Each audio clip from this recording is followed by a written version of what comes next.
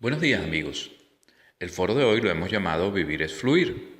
Una vida más plena es una vida en la que usas todo tu potencial.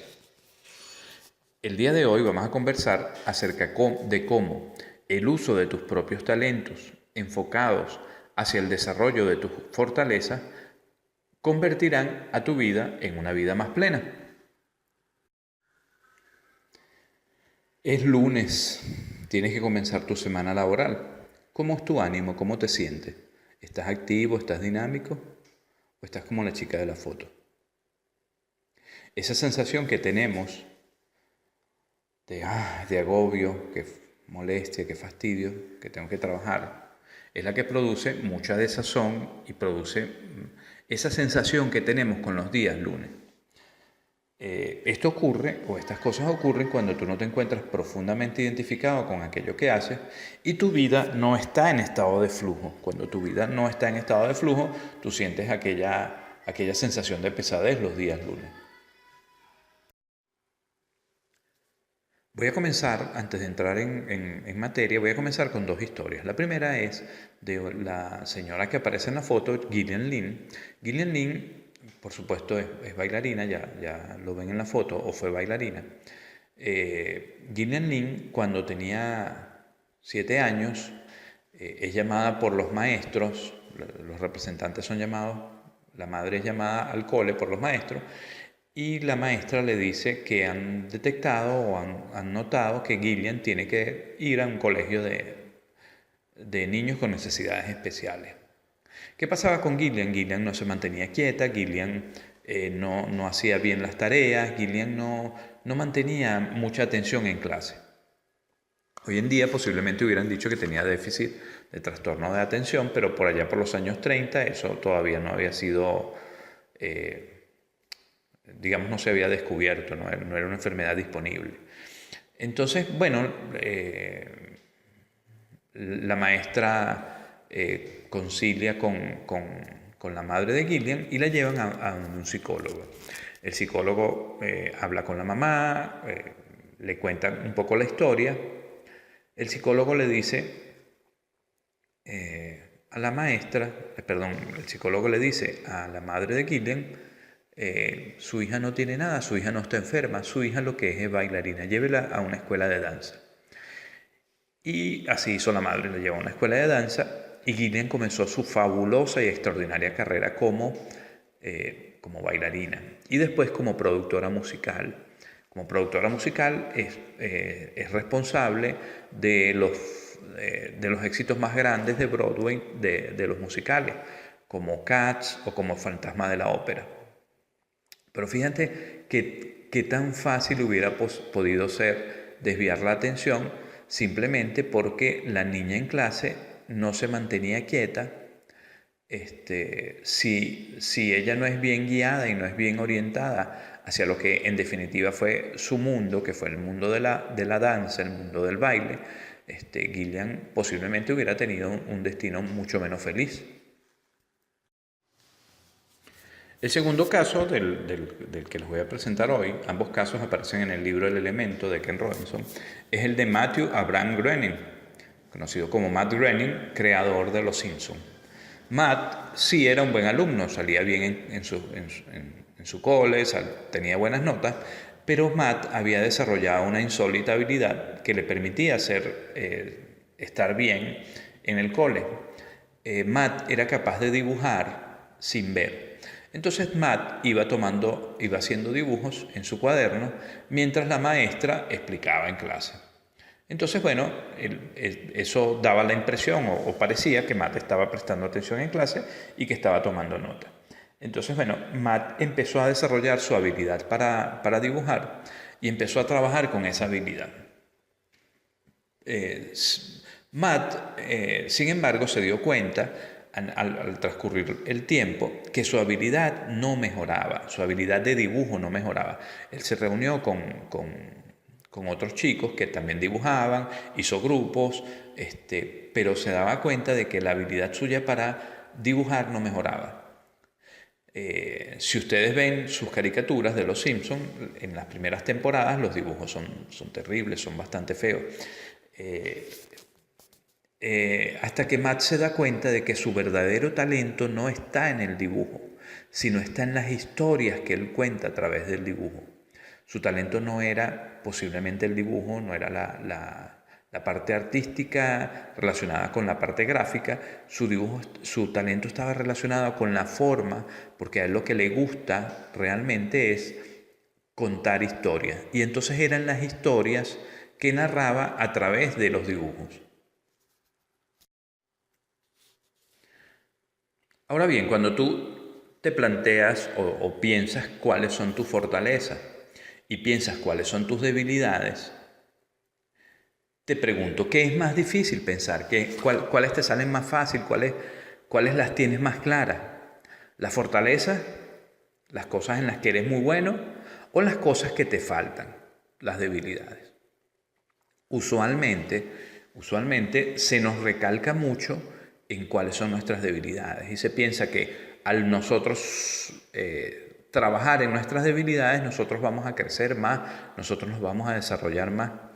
Detectar nuestras fortalezas a veces se nos hace un poco más difícil porque nuestras fortalezas implican algunas habilidades en las que se nos hace tan fácil lograr algo, hacer algo, que no lo notamos o no lo vemos como realmente una fortaleza porque nos parece que es algo muy fácil, muy obvio. Pero no es así porque para otras personas es muy difícil. Entonces, bueno, usualmente a las personas se les hace más fácil ver sus propias debilidades que ver sus fortalezas. Y muchas organizaciones o muchas personas piensan que su plan de desarrollo o su plan de crecimiento tiene que estar fundado en solventar aquellos que son sus debilidades. Los investigadores de Gallup, Clifton y Buckingham, hicieron una serie de preguntas a muchas personas en muchas organizaciones. Esta encuesta la llamaron la vara de medir, en la que comparaban las respuestas de las personas a una serie de preguntas. Pero hay una que resultó especialmente interesante. Yo la traduje más o menos así. ¿Sientes que en tu trabajo utilizas todo tu potencial? ¿Sientes que tu trabajo todos los días exige lo mejor de ti? ¿O hay cosas que tú puedes hacer en las que eres extraordinariamente bueno, pero que no las utilizas mucho en tu trabajo? Fíjate la pregunta, ¿sientes que en tu trabajo utilizas todo tu potencial? Esa pregunta se la hicieron a muchísimas personas en muchísimas organizaciones alrededor del mundo. El resultado fue terrible. El 83% de las personas dijeron no se utiliza todo mi potencial. Solo el 17% de las personas dijo sí, todo mi potencial es utilizado en el trabajo que realizo actualmente. Usted sabe lo que significa esto tanto para las personas como para la organización en la que trabajan. El potencial no está siendo utilizado, eso es desperdicio. O sea, estamos perdiendo lo mejor de las personas. Y cada uno de nosotros aspira o siente o desea de alguna manera que quiere utilizar todo su potencial.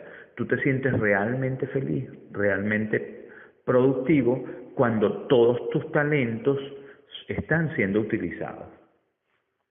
Entonces, bueno, la verdad que nos encontramos es que muchas personas en su trabajo no utilizan todo su potencial y por eso esa sensación de pesadumbre los días lunes o esa alegría cuando por fin el viernes voy a dejar de trabajar en este trabajo que me da tanto fastidio y tanta molestia. Muy bien, ahora te pregunto, cuando tú cuentas o cuando tú mencionas o cuando tú les hablas a otras personas con respecto a qué cosas tú sueñas, qué cosas tú fantaseas, cómo te ves en el futuro, ¿qué recibes? ¿Recibes lo que pongo del lado derecho, apoyo y comprensión? ¿O recibes burlas y descalificaciones? Piensa en cuando eras niño y una semana le decías a tus amigos, le decías a tus padres, quiero ser bombero, y la siguiente semana le decías, quiero ser astronauta. ¿Qué pasaba qué recibías tú de tu medio ambiente? ¿Recibías apoyo y comprensión o recibías descalificaciones? Lo usual es que en muchos ambientes no se reciben apoyos, se reciben más bien descalificaciones, y por eso los niños llegan a ser reacios a contar cuáles son sus sueños. Y por supuesto el adulto llega un momento en que deja de contarlo. Nosotros dejamos de contar cuáles son nuestras aspiraciones, porque hay un peso hay un peso social relacionado con cómo narras tú cuáles son tus sueños. Muchas personas te dirán, tienes que enfocarte en cuál es tu propósito de vida. Y en parte la gran dificultad en esto es que no sabemos a veces cuál es nuestro propósito de vida. Y fíjate que te voy a narrar lo que un esquema que llaman los japoneses Ikigai, en el que se conjugan 4 elementos. Primero, hay cosas que tú amas hacer. Es el primer cuadro, el primer círculo que nos encontramos allí.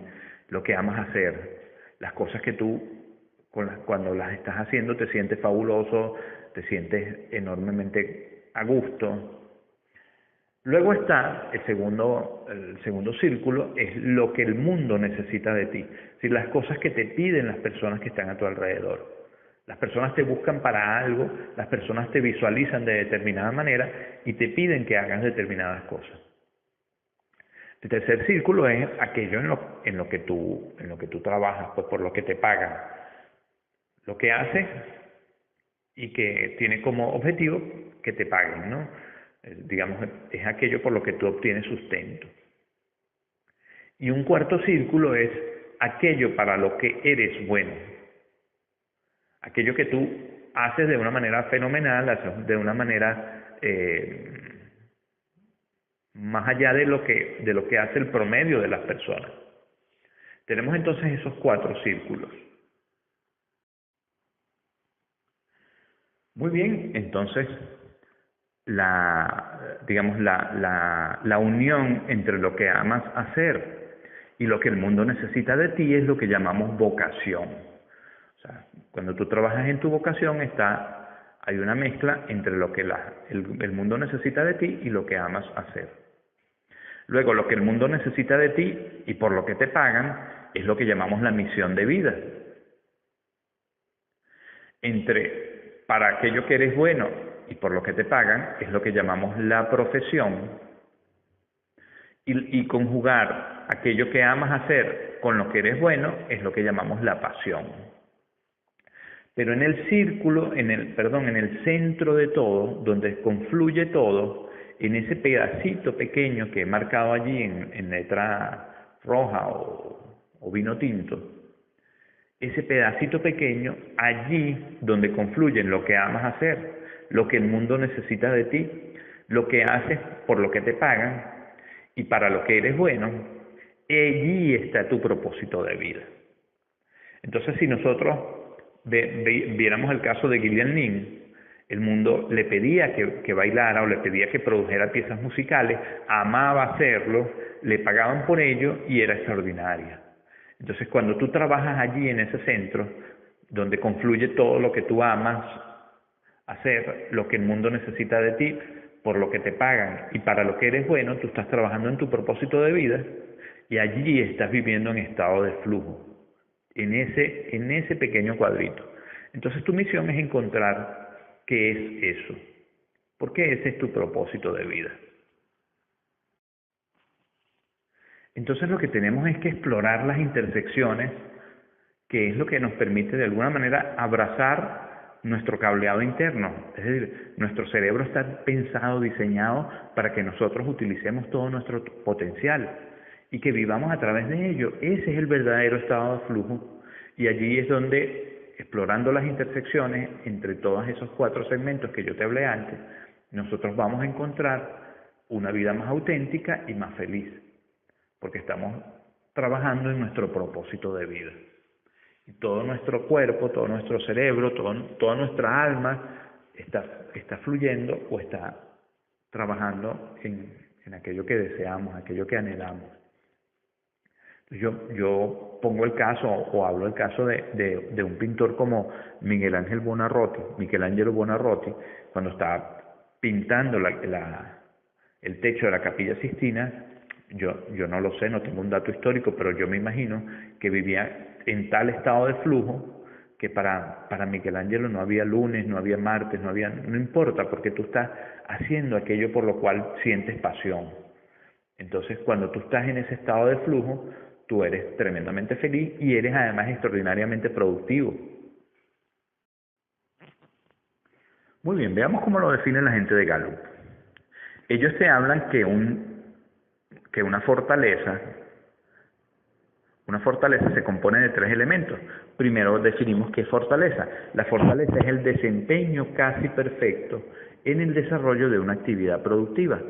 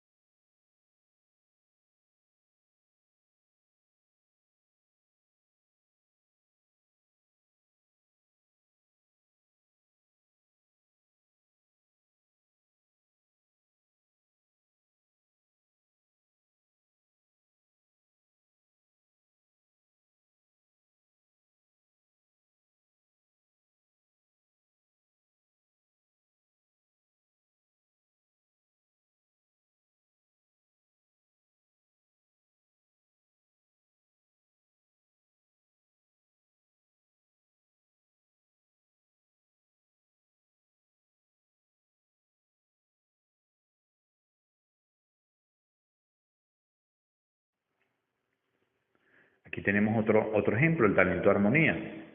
A las personas con el talento armonía, su objetivo es lograr que haya acuerdo entre las personas.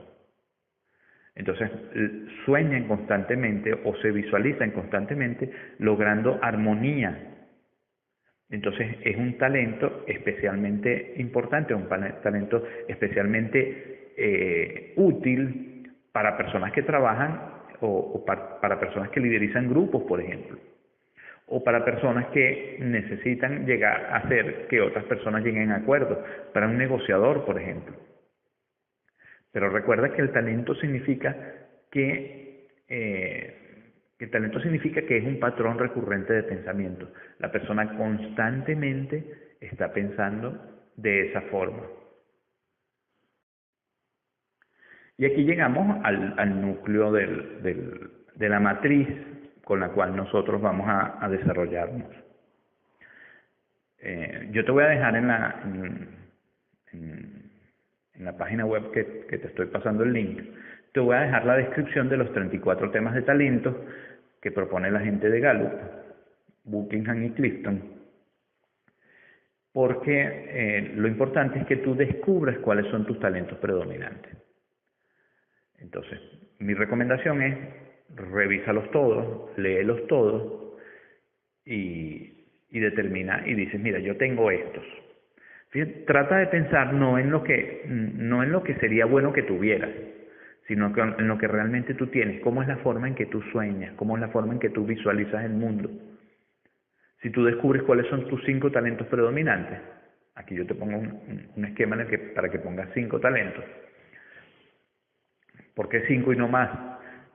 Porque luego, después de 5, es más difícil de manejar, es más complejo de hacer un plan.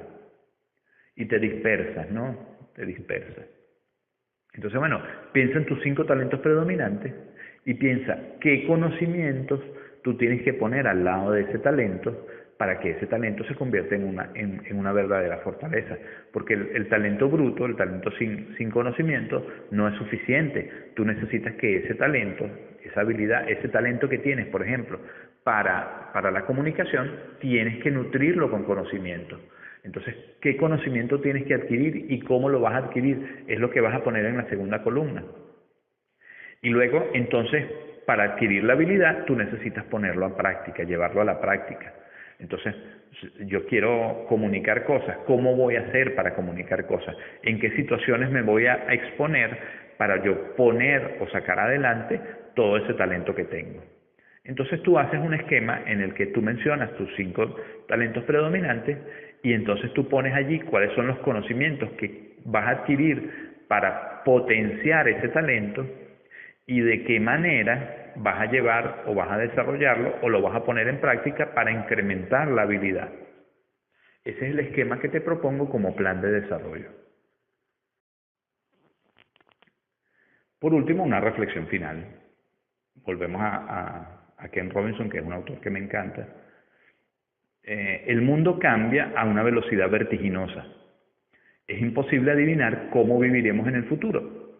Lo único que sabemos es que hará falta mucha imaginación y creatividad para transformarnos y afrontar los nuevos retos. Descubrir el flujo, él llama el flujo a ese estado en el que tú estás haciendo aquello para lo que tú estás hecho, es aquel momento en el que tú estás entregando todo tu potencial. Ese momento es recuperar capacidades sorprendentes en nuestro interior. Vamos a ser capaces de hacer cosas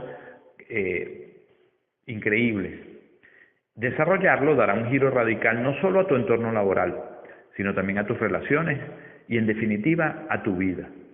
Entonces, vivir en estado de flujo significa vivir haciendo aquello por lo cual sentimos pasión, aquello por lo cual es nuestro propósito de vida, y allí vamos a hacer cosas fabulosas, fantásticas, y vamos a ser muchísimo más felices. Esa es la reflexión que nos deja Ken Robinson para el final de este foro.